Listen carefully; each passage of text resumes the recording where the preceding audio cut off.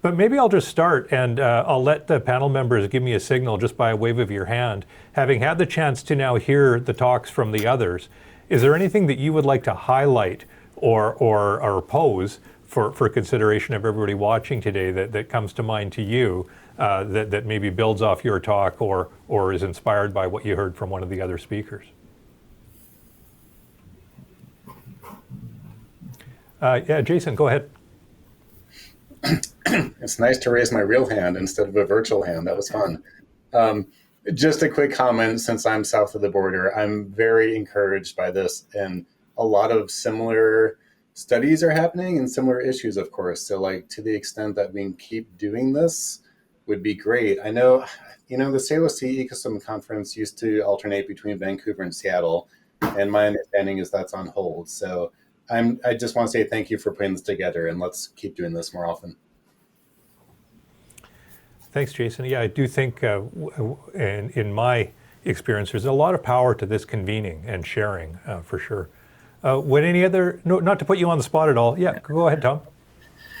Yeah, and just to speak to Jason's comment there about the transboundary data, like what we found really quickly was talking with the National Estuary Research Reserve folks, is that there's so many projects that are happening that seem to be operating in silos, and there's definitely opportunity for knowledge and data sharing to build really powerful data sets. And so our research, our project is going to directly be linked into the ongoing assessment of resilience to the National Estuary Research Reserve. And there's some discussion about looking at the Pacific coast of North America in terms of looking at the whole coastal environment in terms of estuary resilience, and looking at potential modeling to show what that means for migratory birds, salmon populations, and others. So definitely 100% agree with the need for this knowledge exchange. And I am really grateful to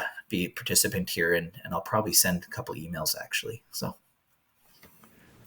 great, thanks, Tom. Julian or Isabel, did you want to offer a comment? Not requiring you, just trying to give you time if you'd like. Isabel? Just quickly building on that, Hakai, who we will be partnering with for the seagrass and the kelp symposia this fall, are involved through the UN Decade in building these transboundary partnerships. So there's a lot of energies going in right now to sort of creating these groups, that are going to share information, primarily right now with kelp and eelgrass. So it's just, there's so many of these things happening. It's where do we put all this stuff so that people actually know, and can get the information through a portal that sends them to all the different pieces, I think would be super helpful, and something that we do want in part to help with. Okay, and Julian, is there anything you wanted to offer before we go to our Slido participants? Sure. Just following up on everyone else's discussions, it was fantastic to hear everyone's talks. I'm fairly familiar with Tom's work because my master's was actually funded largely in part by the Nature Trust BC Swift grant, and all the estuaries that I worked in were estuaries that the Nature Trust was undertaking restoration and monitoring activities, along with Coastal First Nations and other NGO project partners as well. Just great to kind of see more of the progress happening on that side. And specifically, I also think a lot of the questions that that were posed to me with regards to restoration priority and effectiveness monitoring, great to kind of see, Isabel and Tom's talks follow up with regards to some specific tools for aggregating all of the data that's out there. And I would like to echo that statement and sentiment that there is so much research that is out there right now, but consolidating all of that into one place where restoration practitioners from across the region are able to access is a huge challenge, because being able to have more data to inform what priorities are necessary to undertake is really critical, given the limited amount of resources and capacity that we have. So great to see more of those projects coming forward. Well, maybe I'd like to ask a question to Jason, building off that. I'm familiar with our Canadian context, our British Columbia context, and I would say what Julian just said in terms of an opportunity and a need for that kind of consolidation of information so that there's connection between what the science is saying, what the monitor is saying, what the priorities become, and what people choose to do and invest in. Is the context in Washington State better? Like, have you guys figured it out? Do you have a recipe that we can just grab and say, hey, we don't have to figure out how to bake a cake. They've already got the recipe and we can ride their coattails? Or do you have any comments on the Washington context for us? I will not comment on what's better, but so the context of data, I think, is the question, right? And how to gather it and not lose sight of it. And, it's going to be ongoing. There's so much data out there. And that's how that project I mentioned, the Shoreline Monitoring Database, came about. Again, it's shoremonitoring.org. It was a grassroots effort. It did not come from an agency or a requirement. It came from people wanting this and going out and looking for funding. So it requires that, and we've been fortunate to have ongoing funding where we're at this situation where we have a database. It has upload-download capabilities. There's a plan to keep it ongoing, but again, there's not an institutional framework for that. It's all been on grants so far. And really important to that is not just a place to house data, but knowing what to do with it. Data analyses are only as good as the questions being asked and if the data applies to that analysis. And so that's really important on having ongoing thought there. So the answers don't exist south of the border, but there's some good examples of what can be done. And I do think it's important just to house data in and of itself, because it's the only way anyone will be able to find it 10 years from now. People retire, computers crash, so we really need to keep hold of this data. Right, well, thanks for that. Maybe I'll turn to Byron and see if you either have a question yourself or if there's something you want to pick out of the Slido. Well, first, maybe I'll just add a bit of comment to that thread that we're just following up on. Within, as I mentioned earlier, within the DFO Restoration Center of Expertise, we are working on the sort of pulling together data, but also we have a team of folks that is dedicated to sort of the nearshore and estuary topic, and those are the team working for me that pulled together some of the background to provide this event. And I think we mentioned earlier there'll be opportunities for folks to suggest future events, future topics for these discussion series, and certainly the room to do more discussion on nearshore and estuaries, and other opportunities, obviously, to collaborate to pull together the kind of group that people have been sort of mentioning that might be helpful in enabling partnerships and collaboration on these topics and others. So I just wanted to add that in, but I'll also look towards the Slido for some of the comments I see, or questions. I see one from Cher Cost talking about timelines for monitoring and evaluation of effectiveness. And so maybe put that one to the panel. I know Tom recently spoke quite a bit to the monitoring and the timeline and the length of those, but as a group, what do you have that you can add to sort of clarity on what you need to be committing to really do this?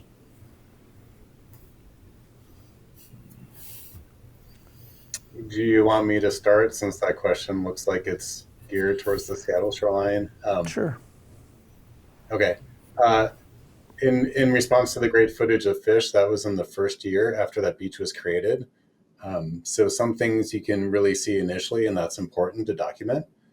For that Seattle shoreline project, there was a monitoring plan in place. So with some sites, having that monitoring plan in place has to happen for whatever reason. So, usually they emphasize the initial years. We emphasized years 1, 2, 3. then it jumped to 5, and now we're in a gap until year 10 post construction.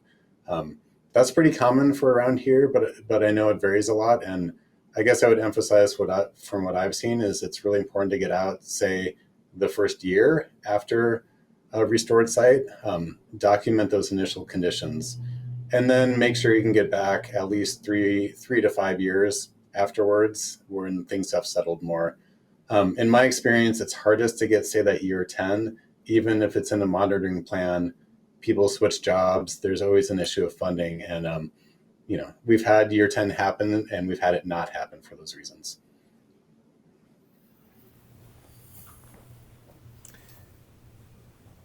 Yeah, go ahead, Tom. Yeah, I think just to echo what Jason was saying there is that for a lot of our projects, part of the process has been a recognition that we really want to help inform that overall knowledge of restoration actions and whether or not they're successful. So we've been trying to with all our partners and First Nation partners, and I know Julian mentioned with the juvenile salmonid sampling, is start trying to get in a really good baseline too. And that's hard to do with resources and time, but we've been really focused on getting good baseline information so we can start monitoring ecosystem and that ecosystem process changes over time to see if we are, like I mentioned, are we building resilient capacity in the long term? And so, but again, as Jason mentioned, the resources is difficult. And a lot of, in Canada, I know we're on funding cycles of 2, 3, up to 5 years. But I think a lot of the opportunity is starting to look at how can we make sure that we're able to secure funding for monitoring activities and adaptive management. Because in some cases, I know there's restoration projects that have been done historically that haven't been monitored. And then when you look at them, you realize that there needed to be some adaptive management done to actually maintain those ecosystem functions or fish and wildlife functions that were the target of the initial restoration. So to say that, I think as Jason laid out, the timing is important and revisiting the sites, and at the same time having partner agencies, more like funding agencies, be focused on supporting ongoing monitoring in addition to the earth turning works that seem to get a lot of funding too.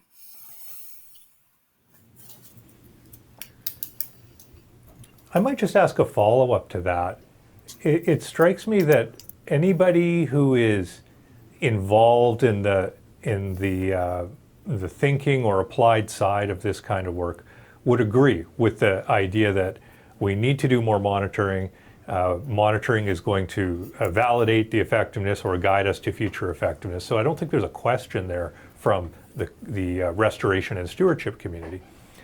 But I wonder, have we ever successfully kind of shown what the business case is and what the ongoing need is for monitoring and start to build it into the overall, I'll call it stewardship plans, for either stewardship plans for salmon or stewardship plans for habitat or stewardship plans for estuaries, so that it's not a back-end cost that the technical people know about but always struggle to get resourcing for, and becomes more of a known cost. Like, I think the idea of, we know we need to do restoration, and this is about how much restoration we need to do. You can show that kind of stuff in places, say, Tom, from the work you've done.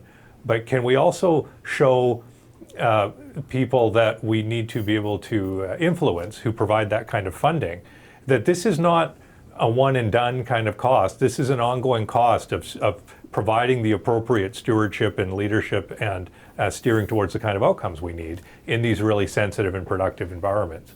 So, maybe start with Tom on this, given the specificity of your work and the excellence of your work. Do you feel like the costs for the monitoring and doing the kind of work that you've been undertaking on the monitoring side are well known and well documented, and are they kind of top of mind in terms of the prioritization and expenses that we know we need to be able to resource to do this kind of work well? Yeah, and it's a really good subject, and we could probably go on and on and on about it. But for when we've put together our project, we built that in just from experience, knowing that we're were challenged in the past about, let's make sure we're doing effectiveness monitoring, that this is actually we're accomplishing what our goals were, and so we have been able to kind of map that out, and it does link back to having a really good monitoring plan in place as part of a project overall, in terms of the beginning, to have like, here's what we're, kind of an overview assessment, but then so the funders or backers can realize that there's a monitoring plan associated with this to make sure that it's an effective investment. Because I think that's one of the big things, is that I know a lot of funding agencies that I work with, are starting to look at, like, is this a meaningful, impactful investment? Is it going to have desired impact and change? And so when we've been working on having monitoring plans as part of our submissions, and then the other component of it that I think is not captured very well is this meaningful partnership and relationship building with all these with local communities, First Nation communities, in terms of being able to get out on the landscape together to do monitoring, adaptive management, and create these relationships. That's invaluable, and it's actually some of the probably the most impactful thing that's happened with the larger project that we're doing, in terms of creating these really meaningful relationships that we're able to talk really openly about what's happening on the landscape, good project ideas, and help facilitate ongoing monitoring or more work, and support each other in doing it. I think that's not captured a lot in these kind of monitoring plans and goals, and it's something that we've been trying to do with our project, is to actually capture that as a goal for the project and identify that to our funders. So I do think that's something that other proponents should start looking at too, is incorporating, the monitoring plan's important for those biological indicators, but there's also needs to be a recognition of engagement and stewardship and relationship building too. Okay, well, thanks for that. I'll maybe turn to Byron. We'll do maybe one more question before we do our housekeeping before lunch break. Great. Yeah, thanks. Just again, looking towards the Slido, and I see one here that was sort of addressed to Tom, but thinking others might have thoughts and comments on it about the nearly pristine estuaries, and the use of those as baseline and control regarding response to climate change impacts. And so maybe to the panel, given what we know about estuaries and sort of past developments, the sort of the reality of finding sites that can be useful sort of baseline, that don't have either historic or ongoing changes, human-related changes that can be used, and the necessity for those in monitoring plans. I'll maybe look at the panel. Is anyone in a position to speak to that?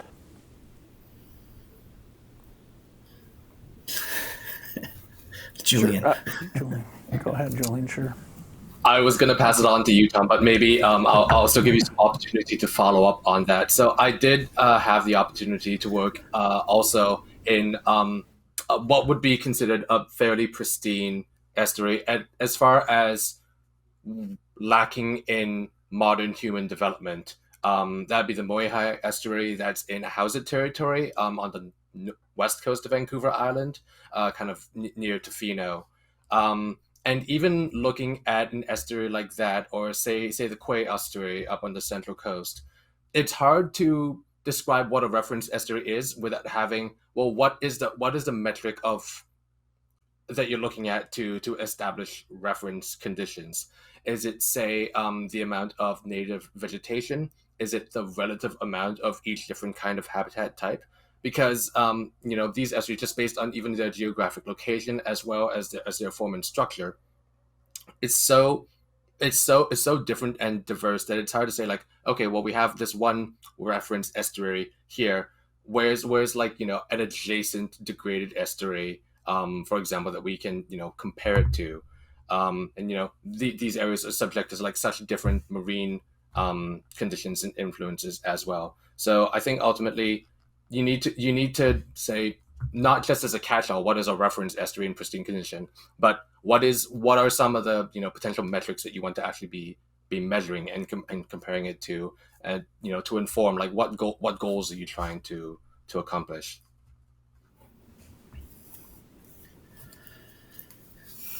Okay, go ahead, Tom. Thanks. Yeah, so just to follow up on Julian's thing, so it's interesting with so we did have the Muyahe and the Quay as one of our monitoring sites for the Mars score, and I'm just pulled up looking at that. Both of those sites, they're pristine, never been logged. There's obviously maybe longer term. That's what we had them as. These were pristine sites, but both of those sites scored moderate in terms of the resilience score, which speaks to the potential challenges even in a pristine watershed of how can we support that estuary that is hugely important to a Howsett First Nation or the Heiltsuk Nation in terms of maintaining it when it's scoring moderate and there's really and it's a pristine watershed. So that's where you have to start looking at enhancement opportunities. Do you do thin layer placement? Like, what do you do? So even pristine sites with this resilience metric, there are some challenges that are being shown in some of the data that we're collecting as well. Okay, well, thank you for that, Tom and Julian. We're close to breaking for lunch. I'll just go give the panel one last chance. If there's anything that you wanted to add to the panel conversation here briefly before we go for lunch, give me a quick wave, because I don't want to leave you with the thought of the day without a chance to share it. But if you don't have that, then what I'll say is thank you to panelists. I really hold my hands up to you, the organizations you work with, all of the great work you're doing, on behalf of all of us who are hosting and watching today. And I'll just turn now to a couple of housekeeping items before we break. We're going to return sharply at 1 o'clock. Before you sign off, I'll remind you that DFO is going to be circulating a survey on what people would like to see in future sessions. So look for that, and we'll remind you again a little later on today. Our afternoon schedule is going to probably be a little bit different because it looks like one of the speakers isn't going to be able to make it. So we'll make some adjustments, and maybe we'll have some more time for panel and Q&A. And I believe Julian from the morning panel is going to be able to attend and maybe participate in afternoon panel time. And perhaps if some of the other morning speakers are as well, we might be able to adjust a little bit and maybe have the benefit of more time for that kind of discussion. So I'll leave it there for now. We'll sign off for lunch, and we'll resume again sharply at 1 o'clock, and hope to see you all back. Thank you.